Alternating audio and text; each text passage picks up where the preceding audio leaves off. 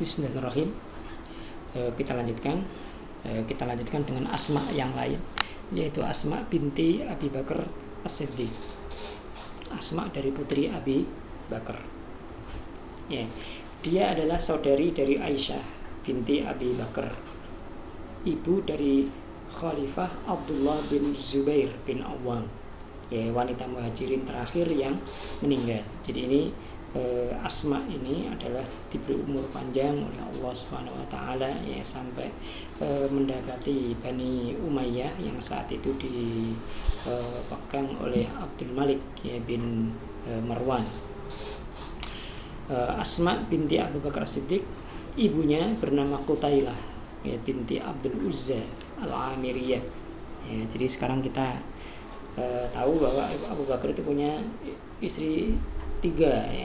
Yang pertama adalah tadi sudah kita sampaikan, yaitu ibu dari Aisyah, yaitu Ummu Ruman, ya, istri yang pertama tadi kita sampaikan. Yang kedua adalah Asma binti Umais, dan yang ketiga ini Qutailah binti Abdul Uzza Al-Amiriyah, ya, yang merupakan ibu dari Asma binti Abi Bakar As-Siddiq. Asma ini umurnya lebih tua, ya, dari Aisyah, lebih tua sekitar 10-10an tahun. Jadi kalau sebelum hijrah, ya, Aisyah itu umur sekitar 7 tahun, ya, berarti Asma pada waktu Rasulullah hijrah itu umurnya 17 tahunan, ya, masih ABG, ya, ABG, anak baru gede. Gelarnya Zatun Nitaqain, ya, perempuan pemilik 2 selendang. Mengapa demikian, ya? Asma, ya, Abu Bakar As-Siddiq itu ketika mau hijrah, dia melakukan planning, melakukan perencanaan. Pertama, dia beli 2 ekor unta yang disiapkan memang untuk hijrah itu. Yang kedua, dia sudah menyewa, ya, namanya Abdullah bin Uraiqid yang tadi kita sampaikan itu sebagai penunjuk jalan. Kemudian yang berikutnya dia membagi peran di antara anggota keluarganya yang saat itu sudah dapat diamanai, di antaranya ini Asma. Asma diminta untuk mengantar makanan, ya, kepada Rasulullah dan Abu Bakar ketika masih dalam persembunyian. Kemudian putra yang lain yaitu Muhammad bin Abu Bakar, ya, diminta untuk mengarahkan gembalaannya, ya, ke sisi-sisi gua yang nanti akan digunakan untuk bersembunyi itu, untuk menghilangkan jejak. Jadi Abu Bakar Siddiq melakukan perencanaan, ya, dalam melakukan hijrah itu, ya, walaupun dia tidak tahu kapan hijrah itu diperintahkan.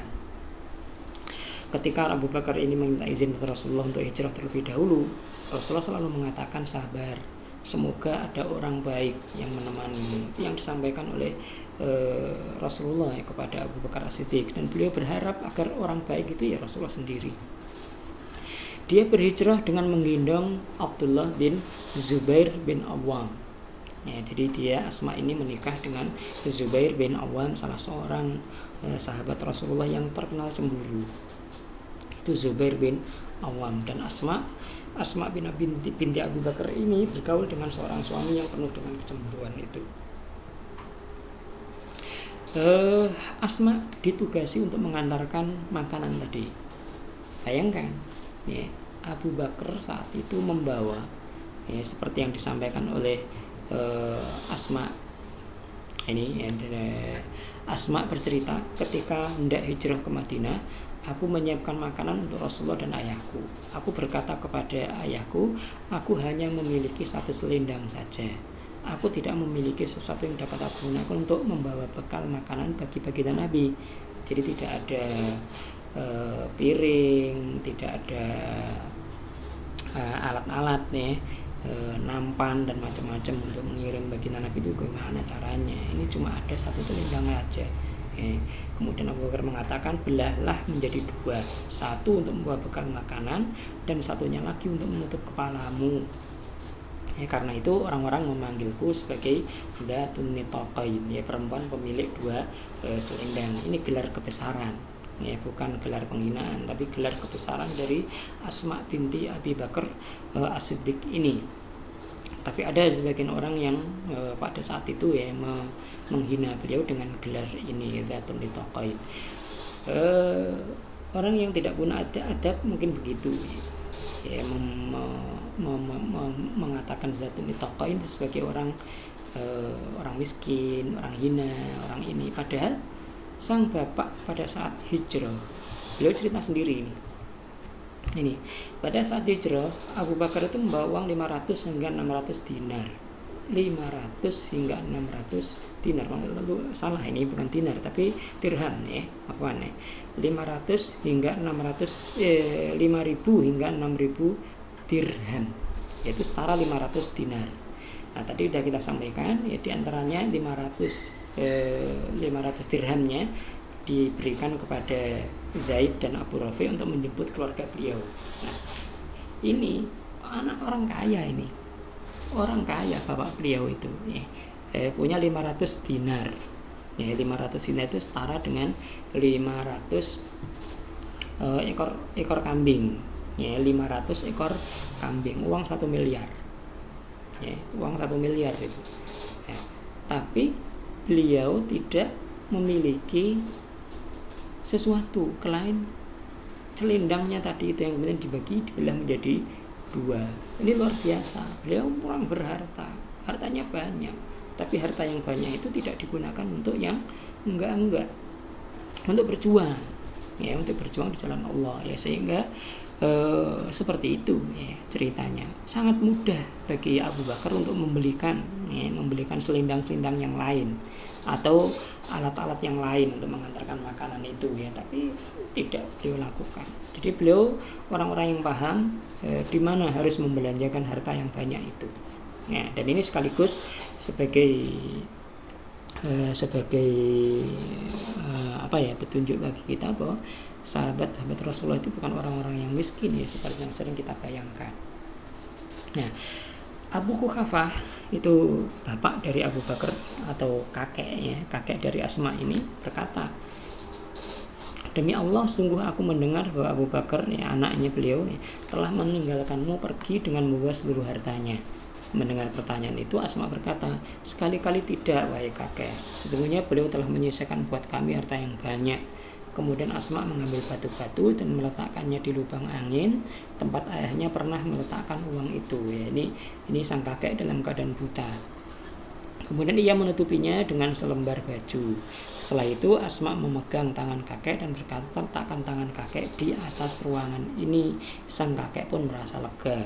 Kalau memang dia telah meninggalkan harta untukmu, maka dia telah berbuat baik. Ini sudah cukup bagi kalian. Nih, ini kemudian akhlak dari Asma ketika berusaha menenangkan gundah gulana dari hati sang kakek yang sudah tua ya. Dia menenangkan dengan cara yang seperti ini. Ini Asma binti Abi Bakar Siddiq.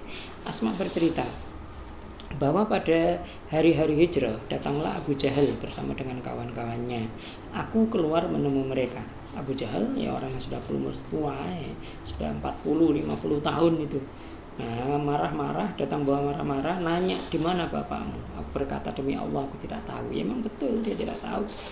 Ya, di mana saat itu Abu Bakar sedang berada. Ya, sampai kemudian datang berita-berita ya, yang sudah di-planning oleh Abu Bakar tadi yang mengatakan bahwa Rasulullah pesan Abu Bakar bapak beliau berada di Gua Sur. Nah, ini belum tahu saat ini, ya, dia tidak tahu. Kemudian Abu Jahal menampar pipiku dengan tamparan yang sangat keras. Ya, sampai 3 hari kemudian kami tidak mengetahui di mana Rasulullah berada bersama dengan Abu Bakar, sampai ada jin yang berbicara dengan suara yang keras di Makkah bahwa keduanya sedang berada di tenda Ummu Ma'bad Al-Juhani. Ya, jadi setelah keluar dari Gua Sur tadi tidak ketahui Rasulullah di mana, karena jalannya tidak melalui jalan yang biasa, tapi jalan yang jalan tembus, bypass yang untuk menuju ke Madinah, di bawah petunjuk dari Abdullah bin Uraiqid yang masih dalam keadaan kafir. Abdullah bin Zubair ini putra beliau ya, Abdullah bin Zubair bin Awam ya. Aku tidak pernah melihat wanita yang lebih dermawan daripada Asma binti Abi Bakar Siddiq dan Aisyah binti Abu Bakar Siddiq ini. Kedermawanan Aisyah itu berbeda dengan Abu Bakar, dengan Asma. Ya, karena apa? Aisyah itu mengumpulkan sedikit demi sedikit, kalau sudah banyak disedekahkan. Kemudian Asma tidak pernah menyimpan sesuatu apapun untuk disisakan besok, semua dikeluarkan. Jadi kalau saat ini hari ini cukupnya sekian ratus, maka yang serahnya itu yang disimpan, kalau yang digunakan, kalau punya lebih dikeluarkan seluruhnya.